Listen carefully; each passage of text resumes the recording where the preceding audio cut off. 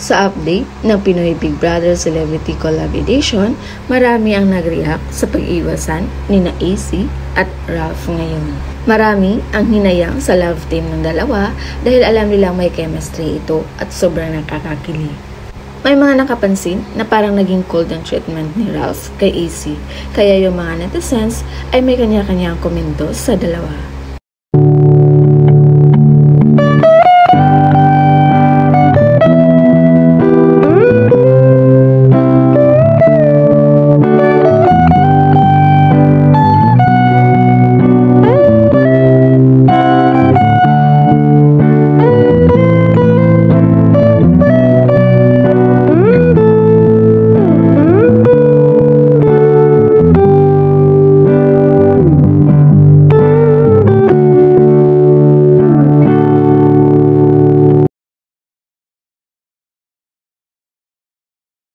Pero yung naging point of view ko dito guys is parang lulubog, lilitaw ang atake ni na AC at Ralph.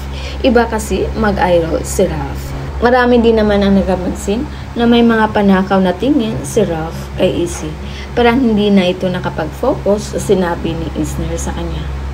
Pero well, anyway, hindi naman talaga din natin masisisi si Ralph kung ganon dahil sobrang ganda ni AC. Kaya mas lalong nakaka-excite ang mga aabangan pa natin sa Pinoy Big Brother Celebrity Collab Edition. So yun muna yung pa-update natin guys. And again, this is Winol's TV. Thank you for watching and please don't forget to subscribe.